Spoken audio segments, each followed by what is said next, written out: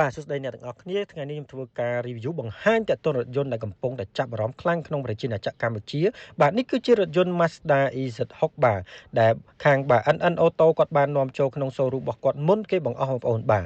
តើតើរថយន្ត Mazda EZ6 នេះបាទតើតើនឹងរូបរាងស្រស់ស្អាតបាទលក្ខណៈ SUV បងប្អូនអាចមើលបានបាទយើងមើលខាងក្នុងវីដេអូគឺវាមានការមិនធំទេបងប្អូនប៉ុន្តែបើសិនយើងមើលនៅក្រៅគឺធំទូលាយបាទអញ្ចឹងតើតើនឹងផ្នែកខាងមុខគឺមានបាទ daytime running light មួយឆ្នោតបាទគឺតំណាងឲ្យបាទភ្លើង LED daytime running light មួយឆ្នោតនិងមាន logo បាទ Mazda មានភ្លើងហើយមាន fog light ឆ្វេងស្ដាំបាទបណ្ណាមុខខ្មៅរលោងស្រស់ស្អាតមែនទែនបងប្អូនបាទតើតើនឹងការ design នេះគឺទាន់សម័យតើតើតំណាងឲ្យ Mazda គឺបាទស្រដៀងគ្នាតែលក្ខណៈខ្នាត SUV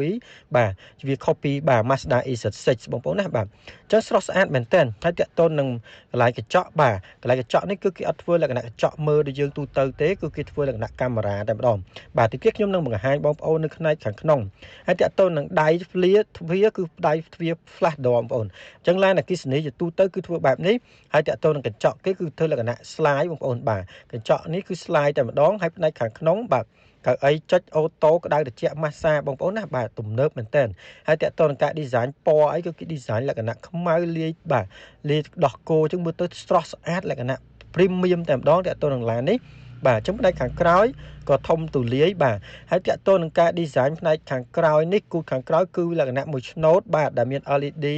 ដ៏ស្រស់ស្អាតបាទទាន់សម័យបាទមានអក្សរ Mazda មាន logo បាទមាន brand នៅលើនេះបាទអញ្ចឹងស្រស់ស្អាតមែនទែនការ design មកបងប្អូនបាទតើតើនឹងការ design ខាងនេះគឺកន្លែងនេះគឺគេមានបាទប៊ូតុងសម្រាប់យើងបើកបាទគូតអូតូបងប្អូនហើយគូតអូតូវាគឺ smooth បាទងាយស្រួលប្រើប្រាស់ហើយផ្នែកខាងក្រោយនេះបាទគឺធំទូលាយបាទបងប្អូនអាចដាក់អីវ៉ាន់បានបាទហើយក៏មានកន្លែងដកភ្លើងចេញមកប្រើប្រាស់ខាងក្រៅដែរហើយនេះគឺជាបាទកៅអីនេះយើងអាចបត់បានដែរបងប្អូនបាទអញ្ចឹងក៏វាធំទូលាយសម្រាប់បងប្អូនប្រើលក្ខណៈគ្រួសារបងប្អូនបាទគឺស្រស់ស្អាតមែនទែនបាទតាក់ទងនឹងខាងនេះហើយផ្នែកខាងក្នុងនេះគឺកន្លែង storage សម្រាប់ដាក់សម្ភារៈផ្សេងប៉ះកង់ប៉ះអីចឹងបងប្អូនបាទអញ្ចឹងខាងក្រោយក៏មាន sensor បងប្អូនហើយក៏មានគូតអូតូនិយាយទៅបាទគឺវាប្រព័ន្ធបច្ចេកវិទ្យាទំនើបតាក់ទងនឹង Mazda EZ6 ឥឡូវនេះខ្ញុំចូលមកក្នុងរថយន្ត Mazda EZ6 អ្វីដែលខ្ញុំចាប់អារម្មណ៍ជាងគេបាទគឺដៃចង្កូតបែប sport បាទដែលមានអក្សរលើនឹងបងប្អូនបាទមានអក្សរ Mazda ដ៏ស្រស់ស្អាតមែនទែនបងប្អូន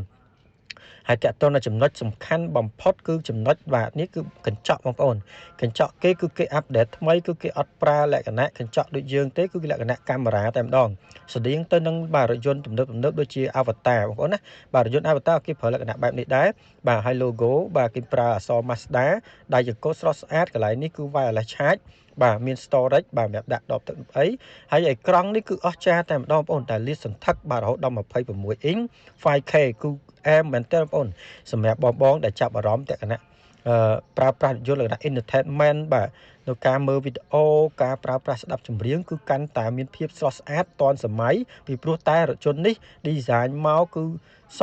មមែនតើបងប្អូនបាទហើយមានភ្លើងមួយឆ្នោតបាទមួយជួរនេះបងប្អូនបាទភ្លើង dim គេ original មកគេអត់លេងនៅខាងគៀនទេគឺគេលេងខាងនេះមួយឆ្នោតតែម្ដងពណ៌ទឹកក្រូចបាទហើយផ្នែកខាងលើកញ្ចក់នេះអីក៏មើលភ្លឺច្បាស់និយាយទៅតាក់ទងនឹងកាមេរ៉ាបាទ 360K នេះគឺមើលច្បាស់មួយជុំ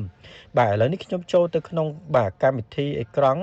គឺយើងចុចមកគឺវា version បាទអង់គ្លេសបងប្អូនណាគឺភាគច្រើនភាសាអង់គ្លេសទេអញ្ចឹងយើងអាចប្រើប្រាស់ងាយស្រួលក្នុងការប្រើប្រាស់បាទមើលអីផ្សេងឬមួយក៏បាទចាក់ចម្រៀងចាក់អីយើងអាចប្រើប្រាស់បានបាទសម្រាប់បងដែលចូលចិត្ត entertainment នៅក្នុងរថយន្តហើយចូលចិត្តប្រើប្រាស់ជាអេក្រង់ធំលាតសន្ធឹងបែបនេះគឺវាពិតជាស្រស់ស្អាតភាពទាក់ទាញខ្លាំងមែនទែនបងប្អូនបាទ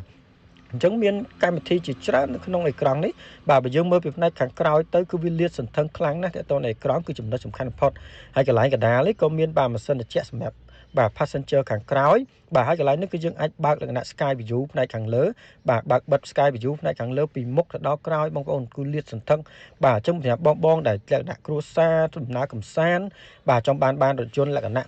មើលទៅ sky view មើលខាងលើបានទាំងអស់គឺប្រើប្រាស់យន្ត Mazda EZ6 នេះមិនខុសទេហើយតើតើនឹងផ្នែកខាងក្រោយគឺធំទូលាយបងប្អូនណាបាទលក្ខណៈ SUV 5នាក់គឺស័ក្តិសមបំផុតសម្រាប់សមាជិក5នាក់បងប្អូនបាទស្រស់ស្អាតបាទតែការរចនាយ៉ាន់នេះគឺស្អាតបាទគូតអូតូ sensor មុខក្រោយបាទ360មកជុំបាទនិយាយទៅគឺអែមមែនតើតើរថយន្តនេះបងប្អូនបាទទំនើបខ្លាំងណាស់នៅមាន option ជាច្រើនទីខ្ញុំបង្ហាញក្នុងវីដេអូ